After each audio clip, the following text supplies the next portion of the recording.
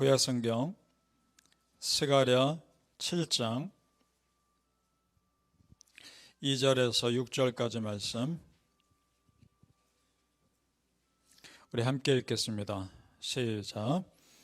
그때에 베델 사람이 사레셀과 레겜멜렉과 그의 부하들을 보내어 여호와께 은혜를 구하고 만군의 여호와의 전에 있는 제사장들과 선지자들에게 물어 이르되 내가 여러 해 동안 행한 대로 5월 중에 울며 근신하리이까 하매 만군의 여호와의 말씀이 내게 임하여 이르시되 온 땅의 백성과 제사장들에게 이르라 너희가 70년 동안 다섯째 달과 일곱째 달에 금식하고 애통하였거니와 그 금식이 나를 위하여 한 것이냐 너희가 먹고 마실 때에 그것은 너희를 위하여 먹고 너희를 위하여 마시는 것이 아니냐. 아멘. 이 새벽에 예배하신 하나님의 은혜가 우리 성도님들께 함께 하시기를 예수님 이름으로 축복합니다. 아멘. 자, 오늘 말씀은 우리의 금식이 과연 누구를 위한 것인가에 대한 메시지입니다. 성경에서 금식 기도는 하나님께서 참 중요하게 여기시는 기도입니다. 그래서 곳곳에 금식 기도에 대한 내용이 많이 나옵니다. 예수님도 공적인 사역을 시작하시기 전에 금식 기도로 40일을 준비하셨죠. 그만큼 금식 기도는 역사하는 힘이 크기 때문입니다. 이사야 58장 6절에 내가 기뻐하는 금식은 흉악의 결박을 풀어주며 멍에의 줄을 끌어주며 압제당하는 자를 자유하게 하며 모든 멍에를 꺾는 것이 아니겠느냐. 아멘. 금식에 대한 말씀입니다.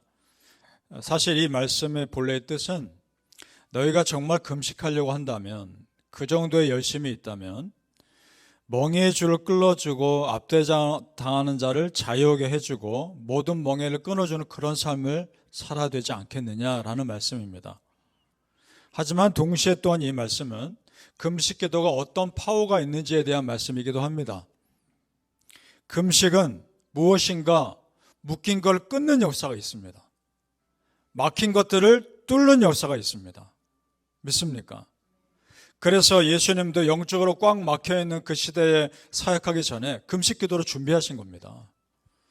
그래서 우리 성도님들 금식 기도라는 그 영적인 무게를 정말 잘 사용하셔서 막힌 것들을 뚫고 묶인 것들을 끊는 역사를 체험하시기를 예수님 이름으로 축복합니다. 아멘. 그런데 하나님 보시기에 이스라엘 백성들의 금식 기도는 그 목적이 잘못되었다는 겁니다. 이스라엘 백성들 본인들은 그렇게 생각 안 하겠죠. 하지만 하나님 보시는 것이 정확한 겁니다. 시편 137편 1절엔 이렇게 되어 있습니다. 오늘 말씀의 배경을 잘 설명하는 구절인데 우리가 바벨론의 여러 강변 거기에 앉아서 시온을 기억하며 울었도다 이렇게 되어 있습니다. 그러니까 오늘 말씀의 배경은 이런 겁니다. 그 당시 유대인들은 바벨론 포로 때 무너진 성전을 안타까워하고 괴로워하면서 포로 때부터 예루살렘 성전을 향하여 바벨론 강변에서 울었던 겁니다. 금식기도하며 그때를 기다렸던 겁니다. 그것이 포로에서 돌아온 그 후손들에게까지 전통이 이어진 겁니다.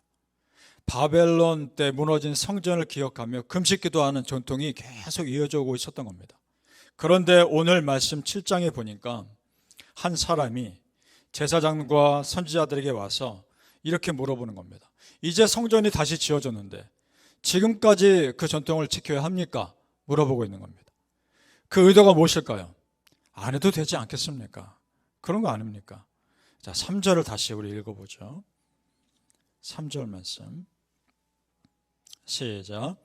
만군의 여호와의 전에 있는 제사장들과 선지자들에게 물어 이르되 내가 여러 해 동안 행한 대로 5월 중에 울며 근신하리이까 하매.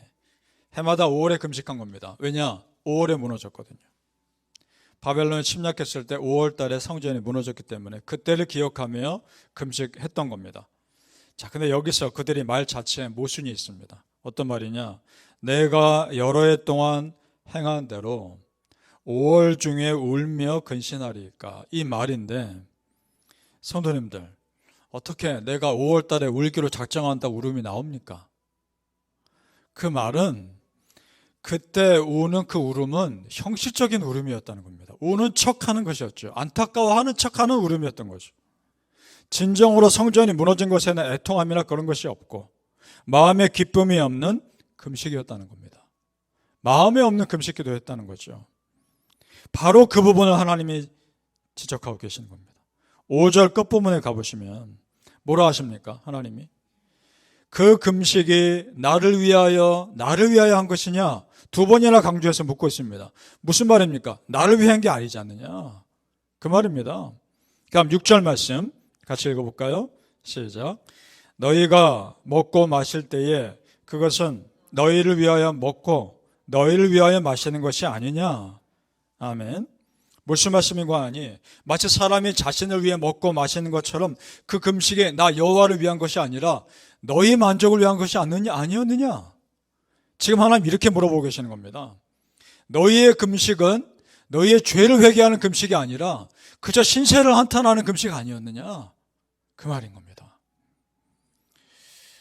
성도님들, 우리의 이 말씀을 보면서 우리의 기도가 정말 어떠해야 하는가를 다시 생각해 보게 됩니다.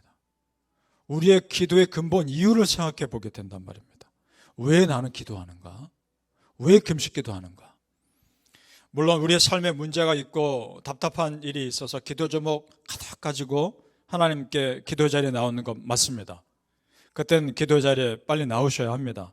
그런데 그 기도의 자리로 하나님께서 우리를 부르신 근본 이유를 생각해 보자는 겁니다. 그렇다면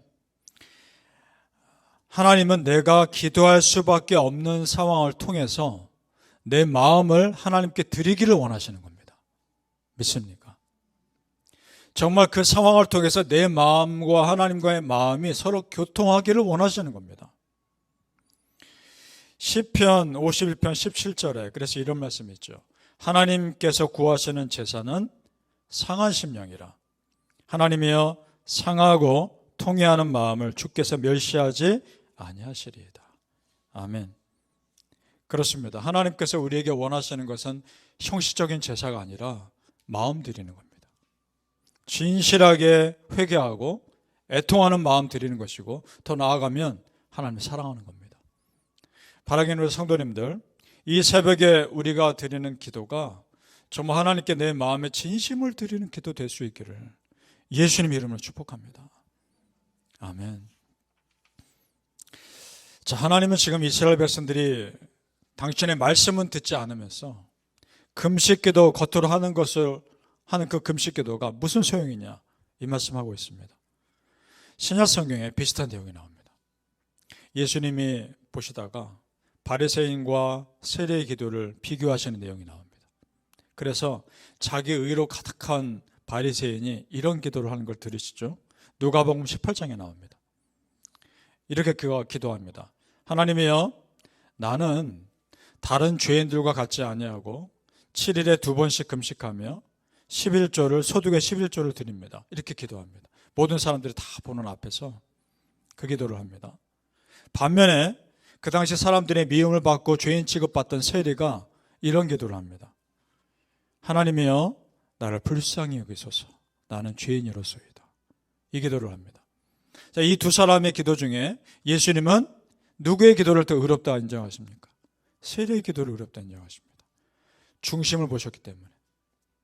금식 기도하는 게 나쁘다는 것이 아닙니다. 11조를 드리는 게 나쁘다는 것이 아니죠. 당연히 그래야죠. 하지만 중심이 없고 마음이 없는 그것은 하나님 기뻐하시지 않는다는 겁니다. 비록 그렇게 살지 못하지만 마음을 드리는 세례 기도를 기쁘게 받으시는 겁니다. 우리의 기도가 그럴 수 있길 바랍니다. 스가랴 7장 13절 우리 내려가 보죠. 지금 하나님이 정확히 같은 말씀을 하시는데 13절입니다. 같이 읽습니다. 시작. 내가 불러도 그들이 듣지 아니한 것처럼 그들이 불러도 내가 듣지 아니하리라. 만군의 여호와가 말하였느니라. 아멘. 아무리 금식 기도를 많이 하고 아무리 그럴듯한 모습을 살아도 그 기본적인 삶이 하나님 말씀에 순종하지 않는 삶인데 내가 어떻게 그 사람의 기도를 듣겠느냐, 그 말 아니겠습니까? 그러면 성도님들, 정답 나오는 거 아닙니까? 여러분의 기도가 하나님 응답받길 정말 원하십니까? 그러면 말씀대로 살고자 우리 노력합시다. 100%는 안 되겠죠, 물론. 하지만 그렇게 살고자 애쓰는 겁니다. 그 마음을 받아주시리라 믿습니다. 따라서 가장 기본은 말씀에 대한 순종입니다. 어제와 같은 맥락이죠. 결국 기본은 말씀입니다. 믿습니까? 오늘 말씀 우리 크리스찬에게 참 중요한 도전을 줍니다. 이런 겁니다. 내가 금식기도 많이 한다고 해서, 내가 교회에서 여러 가지 섬김을 한다고 해서 그것이 나를 의롭게 하는 것이 아니라는 겁니다. 내 중심이 하나님을 향하고 말씀에 정말 순종할 때, 그때야 내가 하는 하나님을 향한 열심과 섬김이 의미 있게 되는 일이라는 겁니다. 믿습니까? 그들이 불러도 내가 듣지 아니하리라. 오늘 이 말씀하셨는데 얼마나 안타까운 말씀입니까? 여러분, 내가 간절히 기도하는데 그 기도를 하나님이 안 들으신다면 얼마나 허망한 일입니까? 따라서 우리가 기도하기 전에 나를 돌아보아야 합니다. 내가 정말 말씀대로 살고 있나? 그렇지 않은 모습이 있다면 빨리 회개하고 하나님 앞에 돌이키며 회개기도 먼저 하는 겁니다. 그리고 나서 그 다음 내 기도 올려드리는 겁니다. 바라기는 성도님들, 내 문제를 놓고 시작한 기도가 하나님을 더 알아가고 하나님을 기쁘시게 하는 기도로 발전할 수 있기를 예수님 이름으로 축복합니다. 아멘. 기도하겠습니다. 아버지 하나님, 우리의 중심을 보시는 하나님을 우리는 믿습니다. 내가 겉으로 그럴듯한 삶으로 스스로 만족하지 않게 하시고, 내가 주일마다 꼬박꼬박 빠짐없이 예배 드리는 것으로만 만족하지 않게 하시고, 내 중심이 정말 하나님께 드리는 기도가 되게 하여 주옵소서. 내 중심이 하나님께 드리는 진실한 예배가 되게 하여 주옵소서.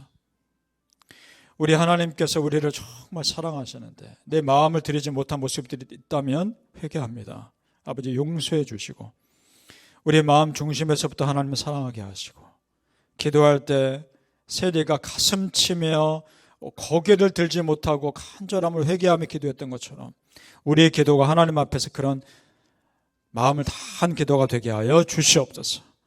그래서 우리의 삶이 하나님께 기뻐함 드리고, 문제를 놓고 이 자리에 나와 기도했다면 그 기도가 더 나아가 하나님을 기쁘시게 하고 하나님 마음을 알아가는 그런 기도까지 나아가게 하여 주시옵소서. 감사하며 예수님 이름으로 기도합나이다.